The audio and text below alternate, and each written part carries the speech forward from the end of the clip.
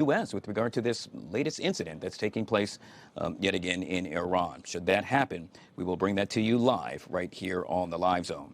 Meanwhile, as coverage begins to ramp up around the 2026 election cycle, one question keeps coming up. Why do Republicans consistently underperform in so-called midterms, and what would it actually take to fix it?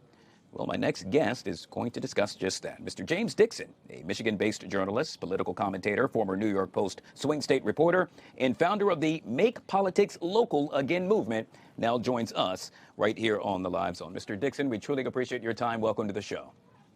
Thank you for having me. But of course, and so you argue, sir, and correct me if I'm wrong, that Republicans don't have a persuasion problem, but they have a participation problem. Oh, do tell. Absolutely. And so the problem with the Republican movement is you have a lot of people who only show up to vote every 4 years. But the political calendar goes obviously year round. But also, there's these elections. The media likes to call them midterms. But in states like Michigan and 35 other states, the governor's office is going to be on the ballot. And so that's more like a final exam.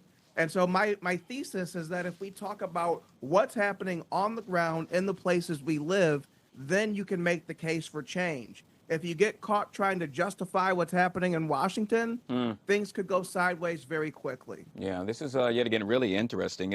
One of the other interesting parts about all of this is that by framing elections as quote unquote midterms, perhaps voters are conditioned to treat them as optional. But hey, aren't we all supposed to get out and cast our vote?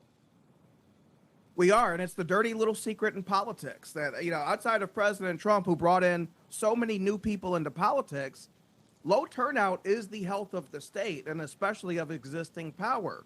I'm seeing this right now in Michigan.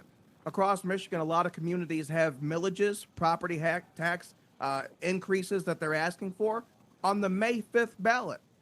Now, why would you put something on May 5th ballot?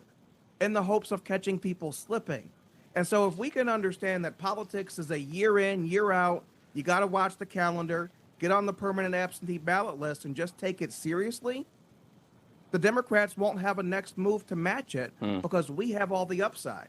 Yeah, one of the new terms that I find to be very interesting happens to be double haters. And these are the folks that they don't like Republicans and they don't like Democrats. And so I guess you can call them somewhat independents. However, in this case, we know that Democrats consistently outperform in turnout in the ground game. If you happen to be a Dem, you're probably all smiles after hearing that.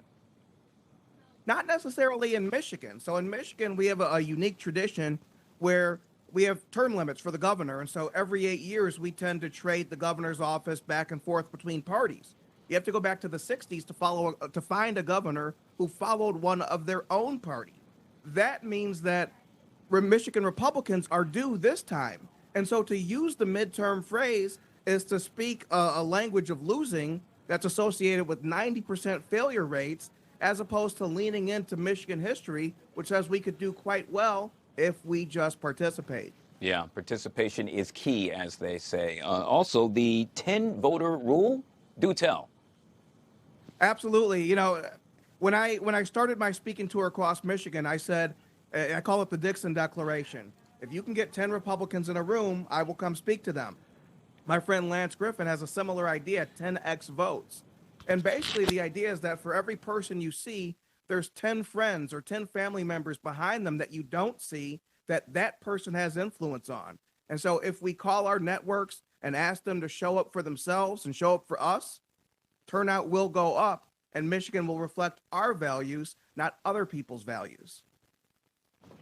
We'll end with this, sir, and that is all things with regard to Michigan being the proving ground. And I know we've touched on it a lot, but I'm hoping you can elaborate. Absolutely. Michigan was a swing state in 2024. It typically is in presidential races. So, and we also have the U.S. Senate race in Michigan. And so we're a place where the whole world is watching. And so if we can show that we're not bound to midterms and national narratives, that the people of our state decided that they were going to do what was best for our state, which is elect sane leadership, that could be a model elsewhere. Well, a lot of us fought for the right to actually be able to cast a vote. Let's hope well, we all exercise that right to do just that. Yet again, we have been speaking with Mr. James Dickson. He is a Michigan-based journalist, political commentator, former New York Post swing state reporter, and founder of the Make Politics Local Again movement. James, we truly appreciate your time, sir. Thank you. You bet. All right, folks, yet again, still following this developing story out of Iran, where one of two crew members of a U.S. fighter jet that was shot down over Iran was located and rescued by U.S. Special Forces. We have now confirmed that. The search for the second is still ongoing. An Israeli official told a second source with knowledge of the situation, reporting that to Axios just minutes ago.